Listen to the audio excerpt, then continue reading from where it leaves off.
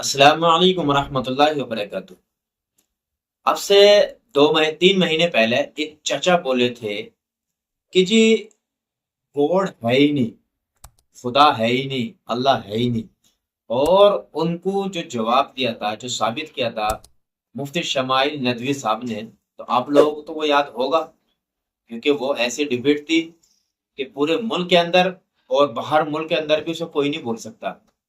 और फिर जब उनके पास जवाब नहीं बना था ना, उन चचा के पास, तो उनके हाथ है ना ऐसा कांप रहे थे, समझे। तो मैंने सोचा यार आप भूल गए होगे, 3 महीने हो गए, तो क्यों ना आज वही डिबेट आप लोगों को याद दिलाई जाए। आइए चलते हैं उसी डिबेट की तरफ। मुफ्ती शमाइल नदवी साहब और जावेद अख्तर साहब। ये मैंने आपको एक चीज बताई। दूसरी चीज, इस दुनिया में हम आए हैं टेस्ट के लिए, हमारा टेस्ट हो रहा है और हर इंसान का अलग अलग अंदाज में टेस्ट होता है। और इस दुनिया में अगर इविल मौजूद है तो वो इविल जरिया है हमारे अंदर ह्यूमन नोबल क्वालिटीज़ को डेवलप करने का और अलग अलग फील्ड में प्रोग्रेस करने का। और अगर हमारे अंदर और इस दुनिया में इविल नहीं होता तो बताइए टेस्ट का मतलब क्या होता। अगर मैं अपने स्टूडेंट को एमसीक्यूज दूं और उसमें सिर्फ राइट आंसर लिख कर दे दूं और कहूं तुम्हारा टेस्ट हो गया, ये मीनिंगलेस है। इस दुनिया में अगर हम टेस्ट के लिए आए हैं तो जाहिर है गुड एंड इविल दोनों मौजूद है। अगर गुड एंड इविल दोनों मौजूद है तो ये इविल भी खुदा का बनाया हुआ है। जी हाँ, खुदा का बनाया हुआ है, लेकिन अच्छा चलो अच्छी बात। जी बिल्कुल, तो बिल्कुल खुदा ने बनाया। अभी तो ये है कि जो मेजॉरिटी है दुनिया में वो इविल है, तो ये खुदा एक्चुअली इविल के साइड पे लग रहा है मुझे। बिल्कुल भी नहीं, मैं बताता हूं। मेजॉरिटी में तो वो है। क्या बात कर रहे हैं भाई आप। अगर एग्जामिनर गलत ऑप्शन दे रहा है तो एग्जामिनर इविल नहीं हो गया, जो गलत ऑप्शन को सेलेक्ट कर रहा है वो फेल होगा। क्रिएटर ने इविल को बनाया है लेकिन वो इविल नहीं है। अच्छा सुनिए मेरी बात, लेट मी कंप्लीट सर।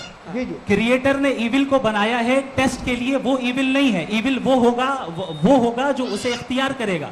छुरी को बनाने वाला गलत नहीं होता है, छुरी का गलत इस्तेमाल करने वाला गलत होता है। बेशक छुरी बनाने वाला गलत नहीं होता, छुरी का गलत इस्तेमाल करने वाला गलत होता है। जो इविल इस दुनिया में मौजूद है उसके कई सारे तरीके हैं। एक तरीका इंसान का अपना फ्री विल है। अब अगर कोई रेपिस्ट रेप कर रहा है तो इसका गॉड का कसूर नहीं है, वो अपने फ्री विल का गलत इस्तेमाल कर रहा है, उसको सजा मिलनी चाहिए। अच्छा। और उसी के लिए जहन्नम बनाई गई है। ये फ्री विल का भी बड़ा चक्कर है। आप जब कोई बुरा काम करते हैं या कोई बुराई होती है तो ये कहा जाता है कि ये फ्री विल है। 7 billion free wills are moving on this planet. 7 billion free will. और एक आदमी अपनी फ्री विल से मुझे कत्ल कर दे तो मैं खुदा की मर्जी से मारा हूँ कि इसकी फ्री विल की वजह से। खुदा ने फ्री विल का निज़ाम बनाया है और उस निज़ाम का गलत इस्तेमाल करके कोई आपको मार रहा है, इस्तेमाल करके मेरा कत्ल कर देता है। अब मेरी मौत का जिम्मेदार कौन है? वो इंसान जिम्मेदार है। वो इंसान जी। तो ये कहना और उसको सजा मिलेगी।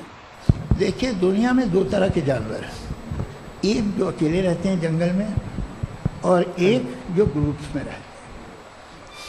ग्रुप में जो भी रहेगा, चाहे वो आपका फाउंडेशन हो, चाहे कोई क्लब हो, चाहे कोई पॉलिटिकल पार्टी हो, चाहे कोई यूनिट हो, उसमें आपको इंटरैक्ट करने के रूल बनाने पड़ेंगे। यानी लोग तय करेंगे। अगर लोगों ने ये तय किया कि किसी का रेप करना सही है, आप जस्टिफाई करेंगे? आपका फाउंडेशन तो ये हो गया ना कि लोग ही विल डिसाइड करेंगे। नहीं।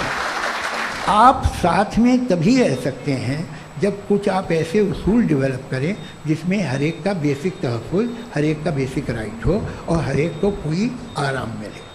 यही तरीक़ा है किसी भी ऑर्गेनाइजेशन जिसमें एक से ज़्यादा लोग हैं और वो ऐसे चलती है ज़िंदगी। उसमें अगर आप गड़बड़ करेंगे तो तबाही होगी, नुकसान होगा, बर्बादियाँ आएंगी। आप ये कह रहे हैं कि लोग डिसाइड करेंगे क्या सही है क्या गलत है, यही है? मेजॉरिटी डिसाइड करेगी क्या सही है क्या गलत है? अरे भाई बिल्कुल। मेजॉरिटी अगर ये कहे कि नाजी जर्मनी के साथ जिस तरह मेजॉरिटी थी कि जेनोसाइड करना सही है, आप जस्टिफाई करेंगे? उस वक्त आपका ये उसके बाद क्लोजिंग। हाँ, उस वक्त प्लेनेट पे जो लोग थे उनमें कितने लोग हिटलर को सही समझते? अच्छा, प्लेनेट की मेजॉरिटी तय करेगी, सोसाइटी की नहीं। प्लेनेट की मेजॉरिटी गॉड के एग्जिस्टेंस को सही मानती है, आप क्यों नहीं मानते? वक्त है, क्लोजिंग आर्ग्यूमेंट है, उसके बाद हम ऑडियंस से क्वेश्चन आंसर लेंगे जावेद साहब की क्लोजिंग आर्ग्यूमेंट के बाद। हमारा जो टॉपिक है डज गॉड एग्जिस्ट, मैं इस पे इतने एकेडमिक तैयारी करके आया था। मुझे था कि मैंने सोचा था कि कई सारे मैं आर्ग्यूमेंट्स दूंगा, लेकिन वक्त की भी किल्लत और जावेद साहब बार बार इधर उधर चले जा रहे थे तो उसको भी थोड़ा एंटरटेन करना पड़ गया। डज गॉड एग्जिस्ट पे मैं एक ही आर्ग्यूमेंट दे पाया, आर्ग्यूमेंट्स बहुत हैं और डेफिनेटिव आर्ग्यूमेंट्स हैं, और मेरे आर्ग्यूमेंट को किसी एक राउंड में भी इन्होंने एंटरटेन नहीं किया और रेफ्यूट नहीं किया, एक राउंड में भी नहीं, एक राउंड में भी नहीं। दूसरी चीज़ ये है कि आपने एक तो इसका जवाब नहीं दिया, दूसरा आपने गॉड के ना होने पर कोई डेफिनेटिव आर्ग्यूमेंट नहीं दिया, सिर्फ मजहब पे बात कर रहे हैं आप। मजहब तो आज हमारा टॉपिक ही नहीं था, आज तो हमारा टॉपिक हो, आप मजहब से ले लेकर आईएस तक चले गए, भाई हमारा क्या ताल्लुक है उससे, वी कंडेम देम। और उसका गॉड से क्या ताल्लुक है? अगर कोई गलत काम कर रहा है, किसी ने किसी को कत्ल किया, किसी ने किसी का रेप किया, उसको सजा मिलनी चाहिए। और आपके पास कोई भी rational strong foundation of morality नहीं है। आपने कहा कि मेजॉरिटी तय करेगी सोसाइटी की, वो सही होगा। मैंने कहा हिटलर को, फिर आप सही कहेंगे नहीं नहीं नहीं नहीं, प्लैनेट की सोसाइटी की मेजॉरिटी तय करेगी। तो प्लैनेट की मेजॉरिटी गॉड के एग्जिस्टेंस को मानती है, आप कह रहे हैं ये रिलीजियस है। तो यानी आपके पास कोई स्ट्रॉन्ग फाउंडेशन नहीं है ऑब्जेक्टिव मोरालिटी का। ऑब्जेक्टिव मोरालिटी का अगर कोई फाउंडेशन है तो वो सिर्फ गॉड है, गॉड है, गॉड है। Thank you. जावेद अख्तर साहब, ये आपका क्लोजिंग आर्ग्यूमेंट है। देखिए, बहुत सारी बातें हैं। गॉड का डेफिनेशन दुनिया के किसी भी रिलीजन में है कि वो ओमनीपोटेंट है, वो ओमनीप्रेजेंट है, he is just, he is kind, he loves you and so on.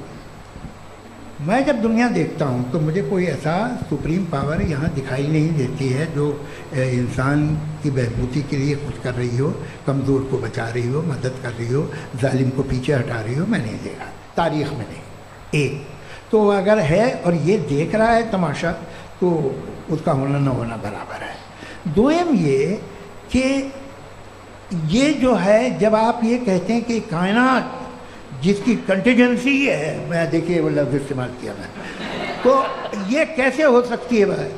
और फ़ौरन आप सरेंडर कर देते हैं कि जाहिर है कि इसका बनाने वाला तो इससे 10,000 गुना था तो कॉम्प्लिकेटेड होगा। उस पर आपके होने पे कोई इतराज़ नहीं है। उसे वो टाइमलेस है, वो पहले से था, टाइम तो बहुत बाद में आया। ये सब आप मानने को तैयार है जिसका आपके पास कोई सबूत नहीं, आपके पास कोई रीज़न नहीं। आपकी तारीफ क्या है मज़हबों की? बिलीफ की, जो खुदाओं का बिलीफ है, ये कॉन्स्टेंटली गलत साबित होता रहा है। मतलब आप कहें कि अरिस्टोटल के ज़माने में तो सब जाहिल थे, वो भी इतने ही यकीन से खुदा पे यकीन रखते थे, जो अब नहीं रहा। ये भी नहीं रहेगा, आप लिख लीजिए। और इसके आसार आपको दुनिया में दिखाई देना शुरू हो चुके हैं। ये बहस क्या आज से 100 साल पहले इस तरह हो सकती थी? यहाँ तक तो आपको हम ले आए हैं। तो सर मैं तो आपको सीधा ऑफर देता हूँ कि दुनिया में 10 इम्पॉर्टेंट बिलीव्स हैं। आप एक मानते हैं, 9 नहीं मानते, 9 में आप एथीस्ट हैं, 9 को आप बिल्कुल रीजनेबली मेरी तरह देखते हैं। तो 90 मजहबी आदमी भी 90% एथीस्ट है। वो दूसरे खुदा नहीं मानता, एक खुदा मानता है, अपना वाला, बाकियों को कहता है गलत है। अगर आप मानना ही बंद कर दें तो आपका 10% चांस है कि आप सही हैं और 90% चांस है कि आप गलत हैं।